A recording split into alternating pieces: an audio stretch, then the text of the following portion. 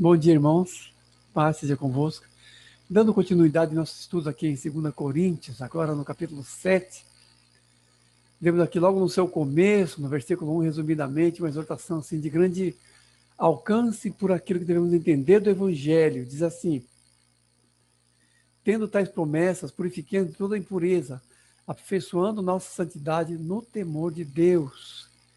Tendo tais promessas, purifiquemo-nos, aperfeiçoemos nossa santidade. Parece uma coisa óbvia, mas temos que levar em conta o tempo que estamos vivendo, que são os tempos trabalhosos, são os tempos difíceis, em que as pessoas se tornam egoístas e mais amantes do prazer do que de Deus, e concorrendo com isso, infelizmente, uma grande apostasia que faz com que pastores, gurus, relativistas e padres simpáticos amaciem o evangelho ao gosto das pessoas, comprometendo muitas vezes aquilo que na palavra de Deus aparece como requisitos de santidade. E aqui é uma coisa importante se entender, porque Paulo aqui claramente associa a promessa e o cumprimento da promessa com aquilo que se deve viver em termos de santidade.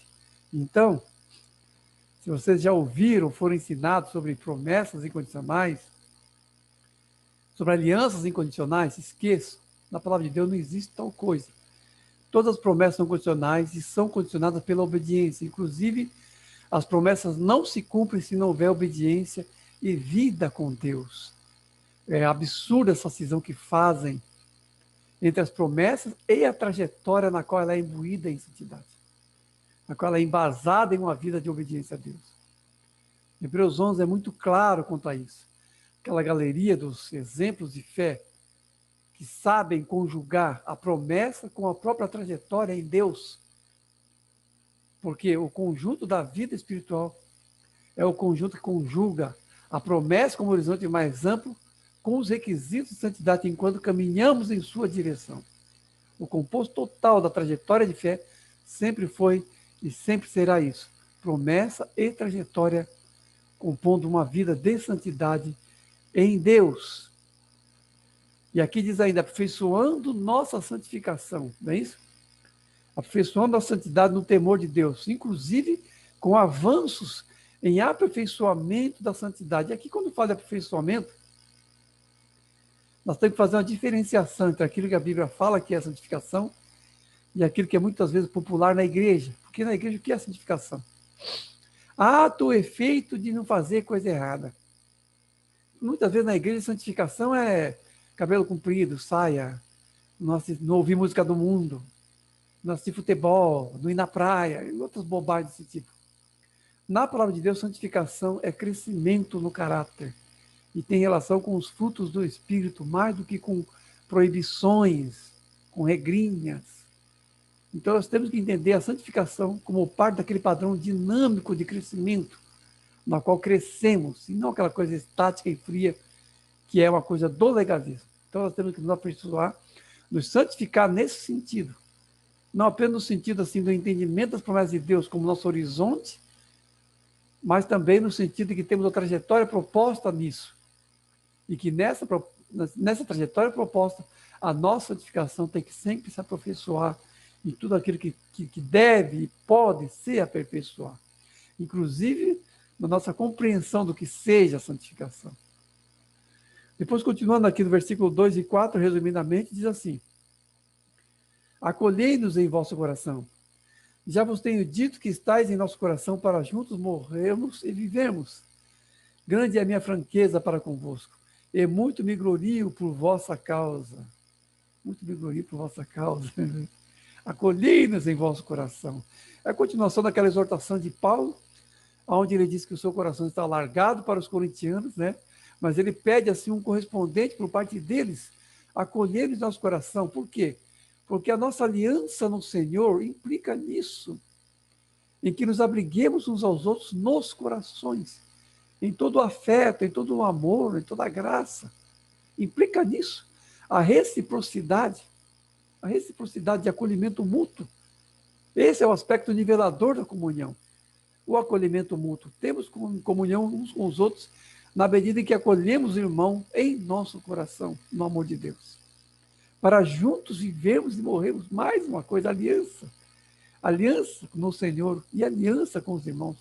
Aliança com o Senhor e aliança com os irmãos. Temos que entender isso. Esses termos são os termos que compõem o que é a igreja e sua membresia no Espírito. Realmente termos assim, uns com os outros, aquela mesma aliança que temos com o Senhor. Entendemos isso. Que a mesma aliança que temos com o Senhor, temos uns com os outros, com as mesmas implicações, com as mesmas exigências. Não podemos esquecer disso. Lembra quando vocês casaram? Quem casou aí? Quem é casado sabe disso.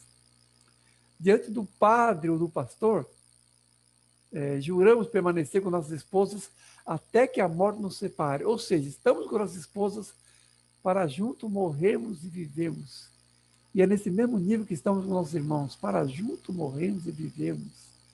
Em toda aquela questão de morrermos para o nosso egoísmo, para que a nossa aliança seja uma aliança assim de acolhimento no coração e de toda a disposição de viver em amor realmente, renunciando pelo irmão, perdendo também pelo irmão, assim como devemos perder pelo evangelho no seu todo. Temos que entender isso. Essa aliança e essa base de nossa aliança no Senhor, de renunciarmos em prol dele, de termos realmente assim, as mesmas renúncias que temos para o Senhor, termos também para nossos irmãos, em acolhimento e em amor. Essa deve ser a substância da nossa comunhão, a substância mais internalizada, né? Essa substância assim, que dá corpo a essa graça, que faz com que sejamos mais do que apenas membros ou frequentadores de uma reunião, mas tenhamos realmente algo em comum com os irmãos, a partir daquilo que temos com o Senhor. Amém? Vamos entender isso, então, em toda a sua profundidade. E no final, Paulo fala assim: grande é a minha franqueza para convosco, né? E muito vigorio por vossa causa. Isso ele vai dizer mais para frente sobre o retorno que ele teve em relação àquela carta que ele mandou, com a questão do pecado lá do incestuoso, daquela pessoa que estava dormindo com a madrasta, aquele problema todo. Paulo teve um bom retorno. Depois, mais para frente, ele vai dizer mais alguma coisa sobre isso. Depois ele diz assim, versículos 5 a 7. Porque chegando a nós, a Macedônia, nenhum alívio tivemos, lutas por fora, temores por dentro.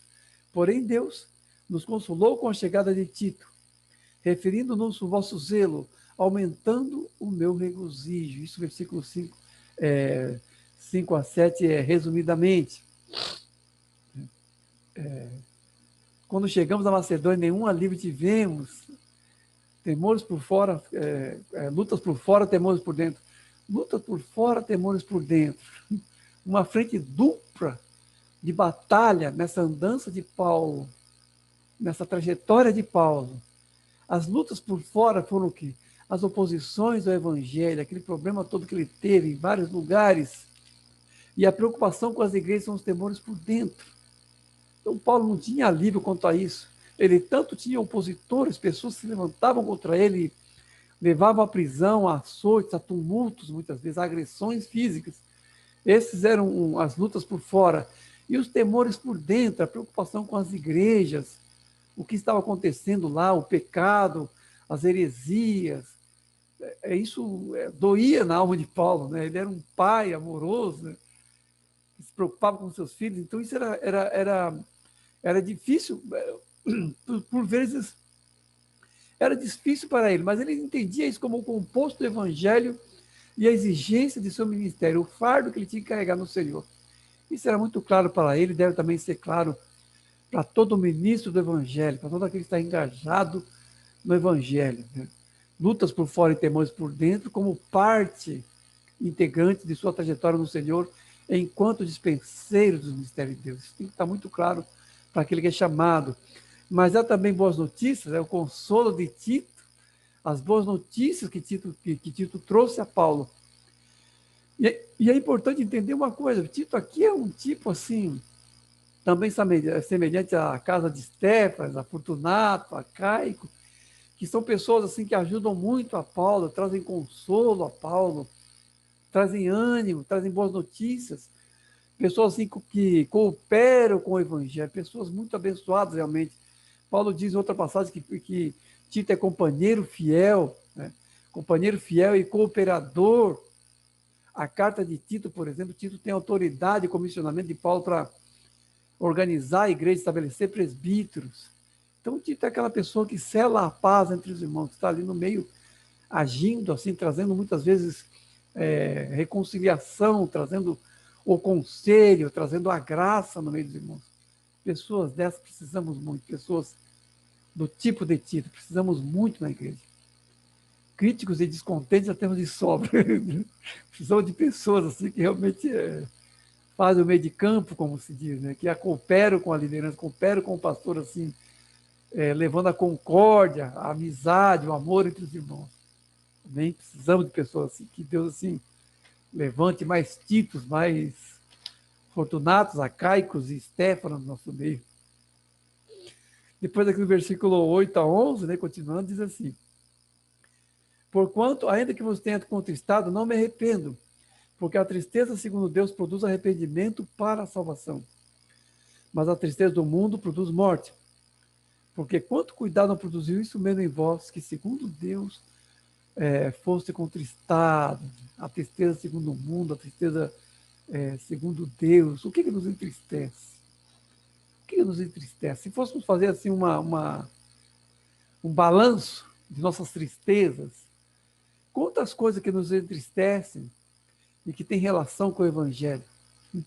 Não com nossas mágoas, não com o nosso descontentamento, não com a nossa irritação, a nossa raiva, mas que tem a ver com o Evangelho. Quantas tristezas sentimos que tem a ver com o Evangelho? E quantas tristezas sentimos que tem a ver com o mundo, com os interesses pessoais? Porque esse é o contraste aqui. Tristeza do mundo, tristeza segundo o Evangelho. A tristeza do mundo é aquela tristeza do descontentamento que é baseado nos interesses pessoais. É muitas vezes uma frustração, uma quebra de expectativa. E, no geral, não aponta para algo maior, a não ser, muitas vezes, nossos interesses mesquinhos, aquilo que nós queremos para nós mesmos. Então, essa tristeza, muitas vezes, ela é sem valores ou sem princípios. Ela não está ancorada em nada. Não é uma tristeza que expressa algum tipo de renúncia, algum tipo de desapego, ou que, de certa forma, é dirigida ao próximo, ou em prol do próximo, de alguma maneira. É uma tristeza segundo o mundo, justamente porque produz morte, como diz Paulo, justamente porque não há nada no Evangelho nessa tristeza. Não há nada do Evangelho nessa tristeza. Não é a tristeza que nos educa na justiça, que seria a tristeza segundo Deus. Não. É a tristeza, muitas vezes, nossa, assim, baseada unicamente em nosso egoísmo. Por isso que produz morte, porque não é baseado e não tem relação com a vida do Evangelho em nós. Essa é a tristeza segundo o mundo, que é a tristeza, assim, que leva à depressão, tem levado ao suicídio, a um monte de coisa terrível no mundo. É um tipo de tristeza que, infelizmente, assim, vai se aprimorando ainda mais formas de angústia, mais formas de depressão vão aparecendo. Essa tristeza segundo o mundo. Agora, por um contraste disso, a tristeza segundo Deus é aquela tristeza que envolve arrependimento e confissão. Essa tristeza segundo Deus. Você já se entristeceu por ter ofendido alguém? Você já se entristeceu por ter feito o mal, por ter pecado, por ter falhado de alguma maneira? Essa é a tristeza segundo Deus. Salmo 51, por exemplo, Davi está abatido, está magoado, está assim, moído, na verdade. Por quê? Porque ele havia cometido um grande pecado, ele tinha traído e ainda tinha tramado a morte do marido da Batseba, uma coisa terrível. E Deus falou com ele através de Natan, e aquilo trouxe um grande arrependimento, uma grande dor ao coração de Davi, consequências também. Mas isso que temos que entender, apesar do erro de Davi, a trajetória dele foi corrigida. Essa é a diferença da tristeza segundo Deus. A tristeza segundo Deus nos corrige na nossa trajetória. A tristeza segundo Deus, se formos capazes dela, ela vai nos educando, vai nos aperfeiçoando e vai corrigindo a nossa trajetória.